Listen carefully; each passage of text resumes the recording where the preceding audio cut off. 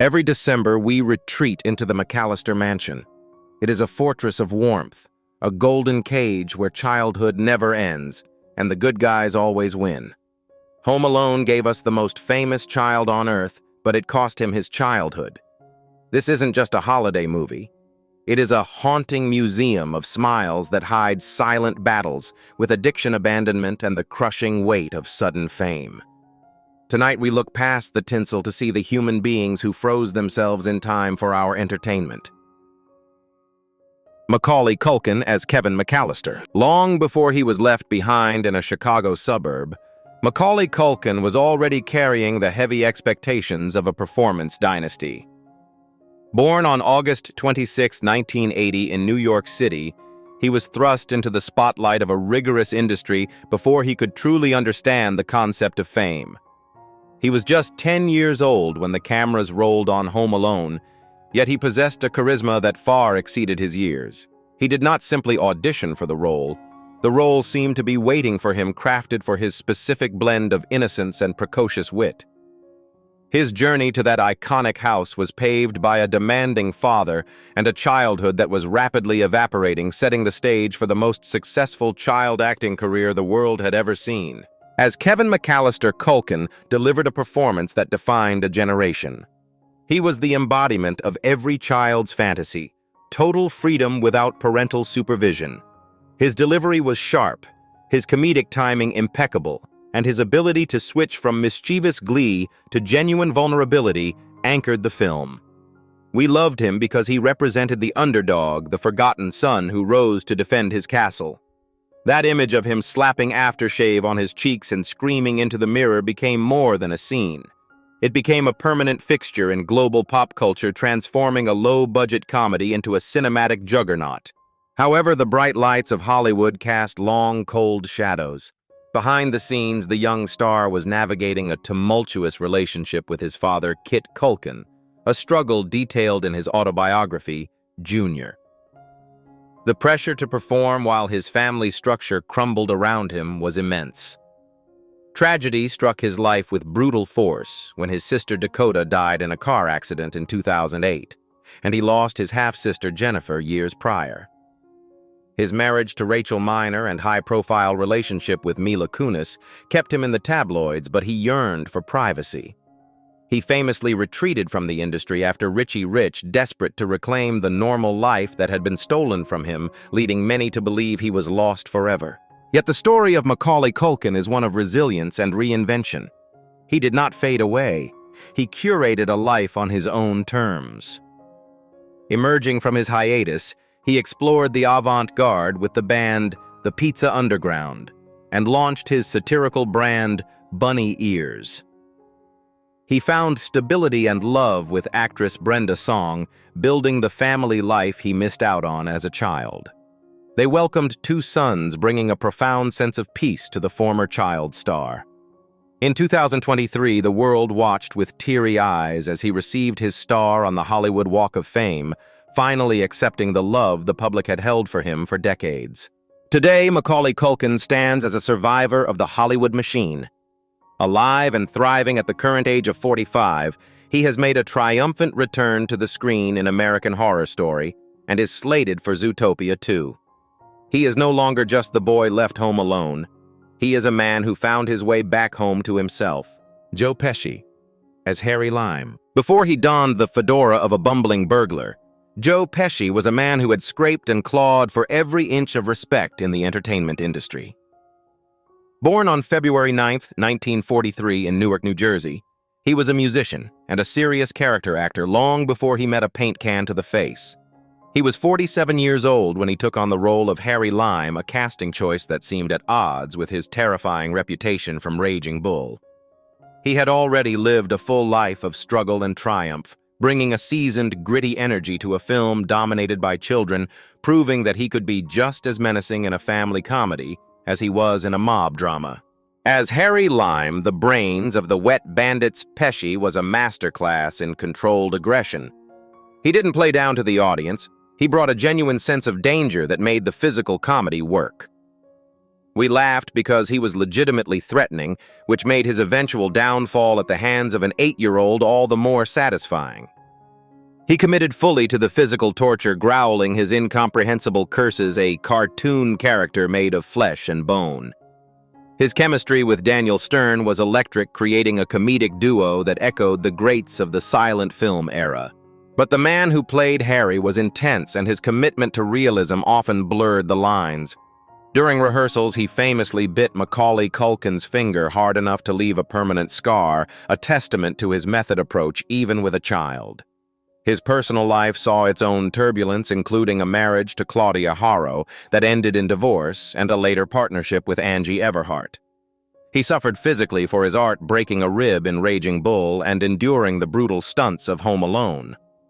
By 1999, weary of the industry and the typecasting, he announced a shocking retirement to focus on his first love, music. For years, Pesci remained a recluse, a ghost in Hollywood who refused to return for anything less than perfection. He released his album Pesci, still singing in 2019, reminding the world of his vocal roots.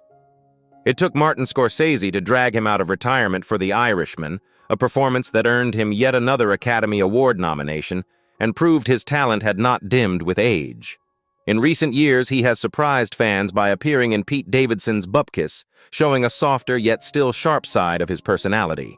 Now, at the current age of 82, Joe Pesci remains a living legend. He is alive and revered as one of the greatest actors of his generation. While he will always be remembered for his mob roles for millions of families, he remains the gold-toothed bandit who learned the hard way not to mess with Kevin McCallister. Daniel Stern as Marv Merchants. Daniel Stern was not just a goofball, he was a dedicated craftsman of the theater and screen. Born on August 28, 1957 in Bethesda, Maryland, he spent his early years building a resume that commanded respect. He was 33 years old when he stepped into the waterlogged shoes of Marv Merchants. He arrived at Home Alone not as a slapstick comedian, but as a nuanced actor known for his narration on The Wonder Years and his role in Diner. He was a man looking for a breakout moment, unaware that his legacy would be defined by a tarantula and an iron. Stern's portrayal of Marv was the heart of the film's physical comedy. While Pesci provided the menace, Stern provided the vulnerability and the absurdity. We loved him for his childlike naivety, his unwavering loyalty to his partner, and his spectacular ability to sell pain. The scene where the tarantula crawls across his face, featuring a scream he had to mime silently during filming to avoid frightening the spider, is cinematic gold. He turned a criminal into a lovable buffoon, a character so endearing that we almost felt sorry for him as he stepped on ornaments and walked barefoot into the snow.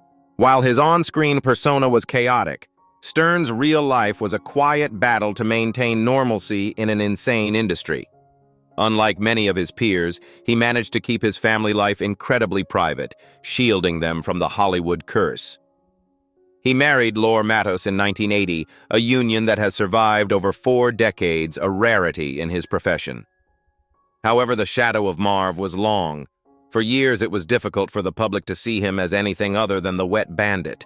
He had to fight to be taken seriously as a director and a writer, constantly pushing against the slapstick box the world had put him in. Life after Home Alone revealed Stern to be a true Renaissance man. He directed Rookie of the Year and wrote for television, but his most surprising turn was away from the camera entirely. He became an accomplished sculptor, creating intricate bronze works for cities across California. He also dedicated himself to farming, working the land as a cattle and citrus farmer. His son Henry Stern became a California state senator, proving that the Stern legacy extended far beyond entertainment. He continues to act, appearing in For All Mankind and Monk, bringing a graveled gravitas to his later roles. Today, Daniel Stern is alive and active at the current age of 68. He has successfully pivoted from the bumbling thief to a respected artist and elder statesman of the industry. His scream may be immortal, but his quiet, artistic life is his true masterpiece. Catherine O'Hara as Kate McCallister. Catherine O'Hara was comedy royalty long before she lost her son at the airport.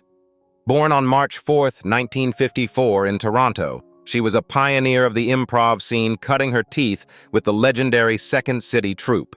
She was 36 years old when she was cast as Kate McCallister. She came to the role with a pedigree of character acting known for her ability to disappear into eccentric personalities. Yet for Home Alone, she was tasked with something different. She had to be the straight woman, the emotional anchor in a sea of chaos, a challenge she accepted with grace.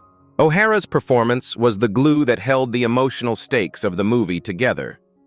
Without her genuine terror and guilt, the film would have been a soulless cartoon.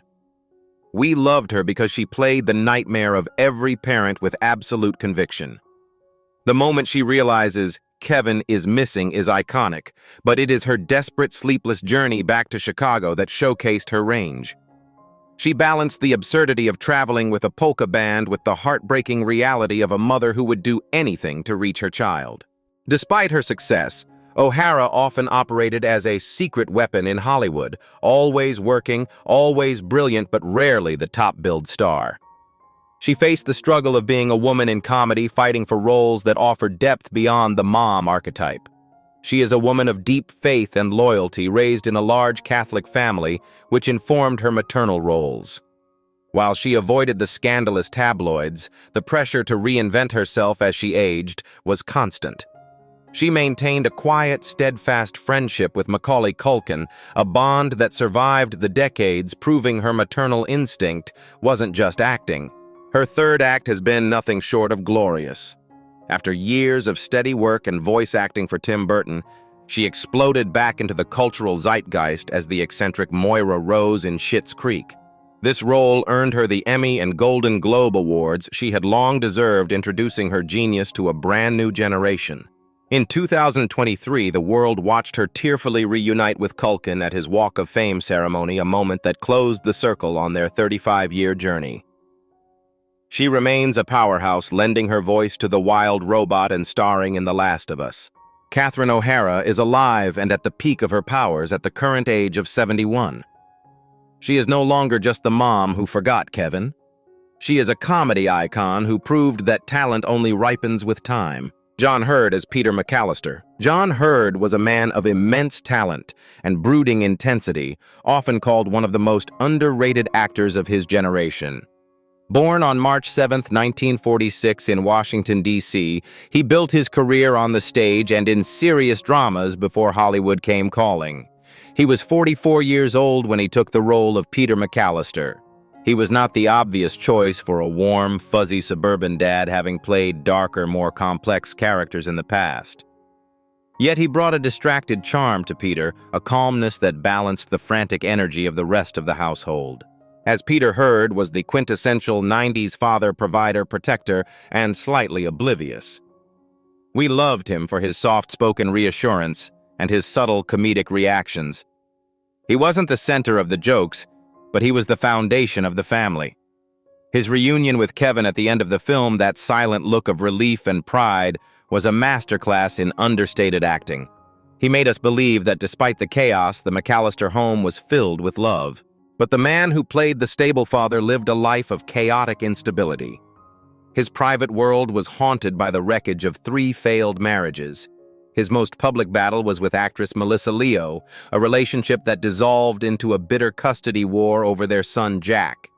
He was accused of stalking and assault headlines that stained his reputation and left him isolated. Tragically, he suffered the worst pain a parent can know. His son Max died in 2016 at the age of 22.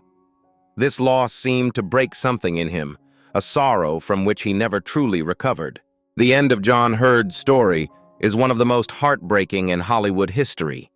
The loneliness that plagued his later years followed him to the very end. On July 21, 2017, just 6 months after his son's death, Hurd was found dead in a hotel room in Palo Alto, California. He was recovering from minor back surgery alone. The cause was a sudden heart attack. He was 71 years old at the time of his death.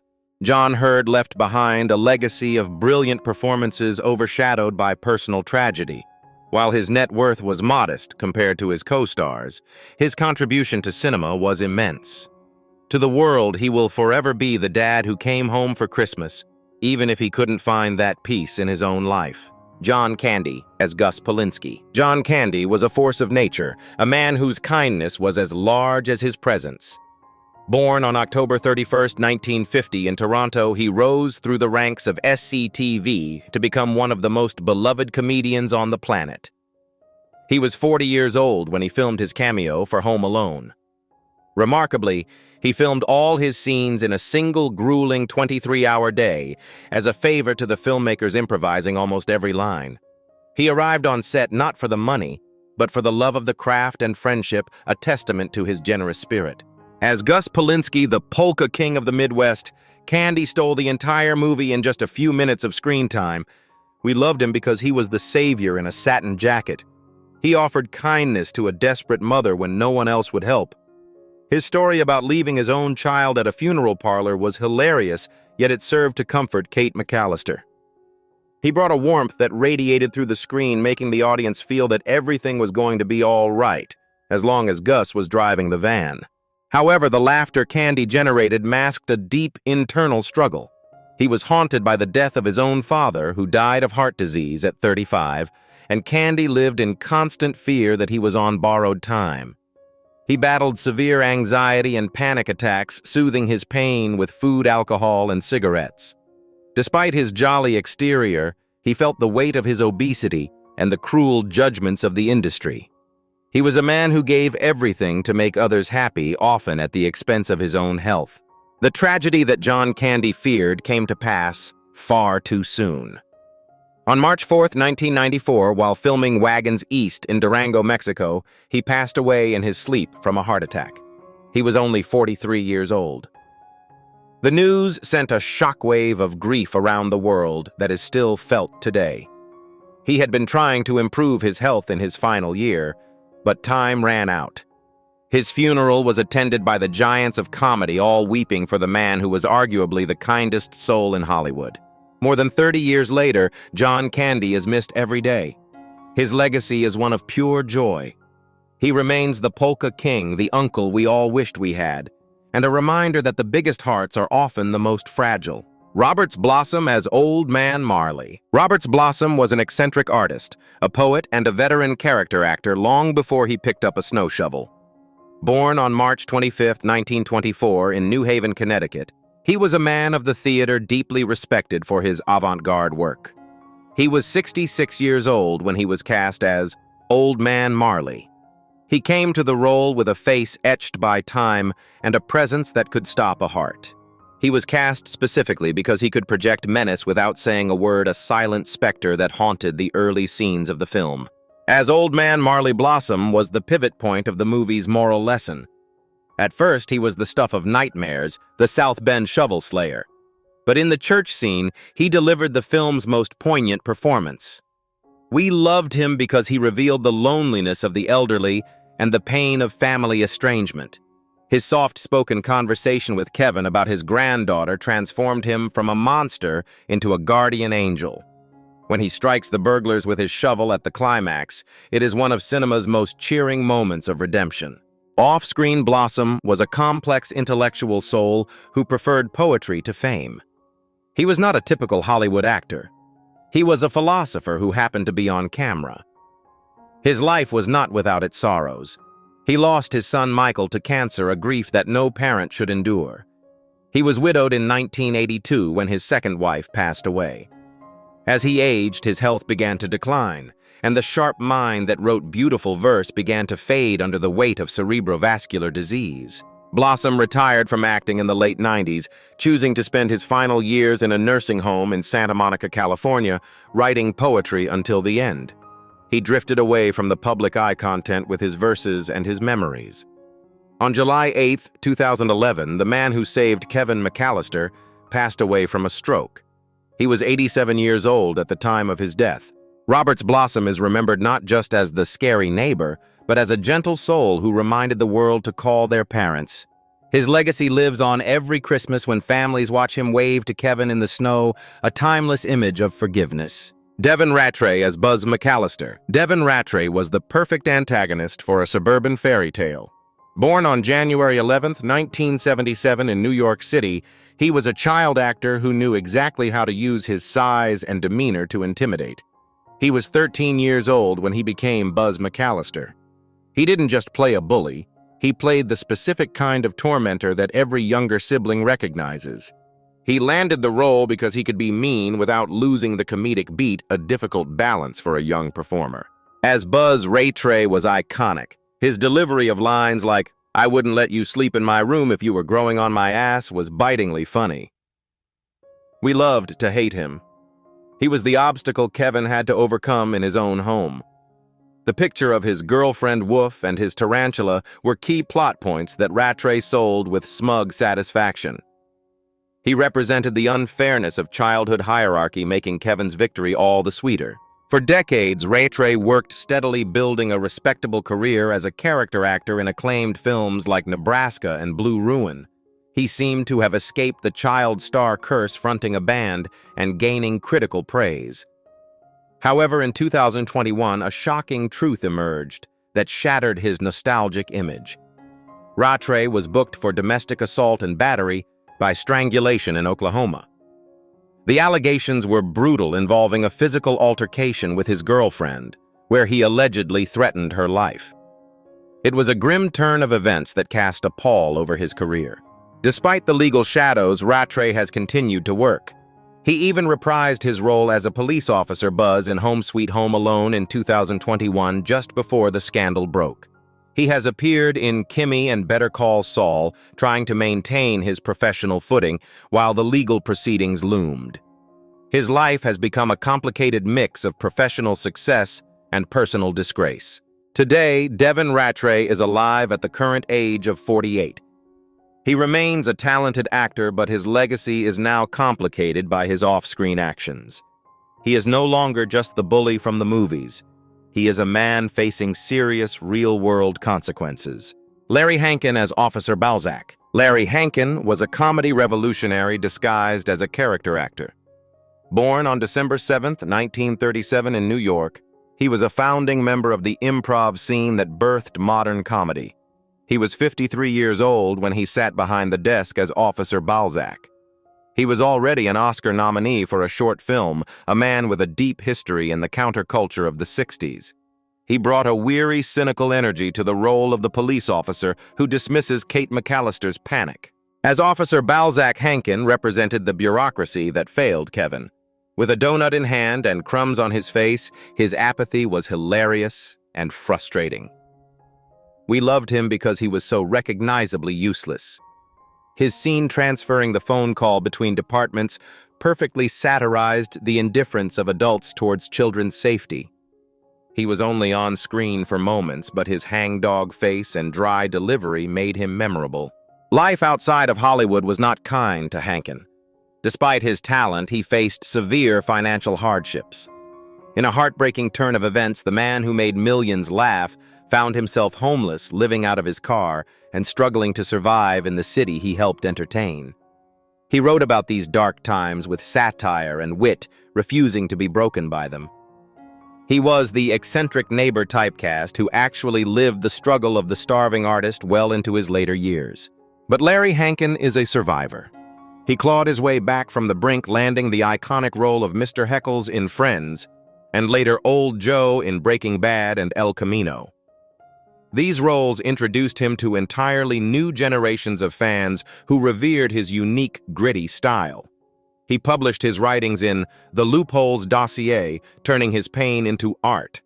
He remains a working actor, defying the odds of age and poverty. Larry Hankin is alive and resilient at the current age of 88. He is a testament to the endurance of the creative spirit. From the police desk in Home Alone to the junkyard in Breaking Bad, he is a true Hollywood survivor. Michael C. Maronna as Jeff McCallister. Michael C. Maronna was the redhead with the sharp tongue who helped define the chaos of the McCallister household. Born on September 27, 1977 in Brooklyn, New York, he was a natural performer with a distinct look. He was 13 years old when he played Jeff McCallister. He was cast for his ability to deliver a cutting insult with a straight face, embodying the older sibling who has absolutely no time for the protagonist. As Jeff, Maronna delivered one of the film's most quoted lines, "Kevin, you're such a disease." He was the dismissive force, the brother who didn't bully Kevin physically like Buzz, but emotionally rejected him. We remembered him because he was the cool older brother who made Kevin feel small. His bright red hair made him instantly recognizable in the sea of McCallister children, acting as a visual anchor in the group scenes. Unlike many of his co-stars, Maronna's hidden truth is not one of tragedy, but of a quiet, deliberate departure from the glitter of fame. He found huge success as Big Pete in the cult classic The Adventures of Pete and Pete, becoming a hero to 90s kids. But as he grew older, he realized the actor's life waiting for the phone to ring was not for him. He sought stability and tangible work, stepping away from the spotlight that consumed so many others. Maronna made a fascinating pivot. He went behind the camera. He became an electrician for film and television, working on massive sets for productions in New York. He traded the red carpet for a tool belt, finding satisfaction in the blue-collar backbone of the industry. He co-hosts a podcast, The Adventures of Danny and Mike, maintaining a connection with his fans, but his primary life is one of hard, honest work. He is a normal guy who happens to be a childhood icon. Today, Michael C. Maronna is alive and grounded at the current age of 48. He represents the rare child star who found happiness by simply walking away and finding a real job, proving that there is life after the credits roll. Kristen Minter, as Heather McCallister. Kristen Minter was the cool older cousin who was tasked with the impossible job of counting heads. Born on November 22, 1965 in Miami, Florida, she was a striking young actress looking for her big break. She was 25 years old when she played Heather McCallister. She was the responsible one, or so everyone thought, cast to play the bridge between the adults and the chaotic children. As Heather Minter is responsible for the plot's inciting incident, the miscount. When she mistakes a neighbor for Kevin, she accidentally seals his fate. We remember her for that frantic energy in the van and the iconic 11-12 counting heads scene. She brought a sense of frazzled reality to the role, playing the overwhelmed babysitter figure that audiences could sympathize with. Minter's journey was not without its bumps. Shortly after Home Alone, she starred in the Vanilla Ice movie Cool as Ice, a role that earned her a Razzie nomination and could have ended a less resilient career. She has admitted that watching Home Alone on the big screen made her nauseous, a physical reaction to the anxiety of seeing herself so large. She struggled with the scrutiny of the industry, fighting to prove she was more than just a pretty face in a teen movie. Minter proved her critics wrong by becoming a television staple. She landed a major role on ER as Randy Fronczak, a character she played for nearly a decade. She worked consistently, appearing in shows like The Mentalist and This Is Us. She never stopped grinding, moving from the cousin role to complex adult characters. She transitioned gracefully from the ingenue to the veteran working actor. Kristen Minter is alive and working at the current age of 60. She is the cousin who grew up, survived the curse of the 90s bombshell, and built a career that has outlasted the fame of many of her peers. Senta Moses as Tracy McCallister. Senta Moses was a show business veteran before she could even read. Born on August 8, 1973 in Elmhurst, Illinois, she began her career at 6 months old in a diaper commercial. She was 17 years old when she joined the cast as Tracy McCallister. With a background in theater, including the national tour of Annie, she was a disciplined professional in a house full of noise.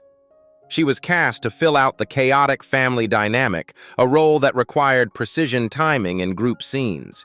As Tracy Moses didn't have a lot of lines, but she was essential to the texture of the family. She was the sister complaining about the shampoo, the one getting her hair pulled, the background noise that made the McCallister house feel real. We remember her because she was part of the ensemble that felt like a genuine family unit. Her nomination for a Young Artist Award for the sequel proved that even in the background, her talent was visible. The life of a working actor is often a silent struggle, a grind that the public never sees. Moses didn't suffer a massive public tragedy, but she endured the relentless pressure of an industry that discards child actors as they age. She faced the constant rejection that defines Hollywood, fighting for every role after the Home Alone hype faded. She had to constantly reinvent herself, moving from child roles to teen dramas, refusing to let her career end with the McCallisters. And reinvent herself she did. Moses became a familiar face to a generation of TV watchers. She starred in Beekman's World, My So-Called Life, and Sister, Sister. She became a staple of MTV's Faking It and General Hospital. She found love marrying film editor Joseph Mikan in 2015. She never stopped working, turning a small part in a Christmas movie into a resume that spans over 40 years of television history. Senta Moses is alive and flourishing at the current age of 52. She is the ultimate success story of persistence. She proves that you don't need to be the star on the poster to have a career that lasts a lifetime. The burglars have been arrested and the family has reunited. But standing here in December 2025, the house feels too quiet. We realize now that the scary old man Marley was right. The basement isn't what we should fear. We should fear the lonely reality of time. We mourn the unspeakable tragedy of John Hurd and John Candy men who filled the screen with life but left voids that can never be filled. They taught us that while movies last forever, people do not. Go home and hug your family because unlike the McCallisters, we don't always get a sequel. Good night, Kevin. You finally grew up.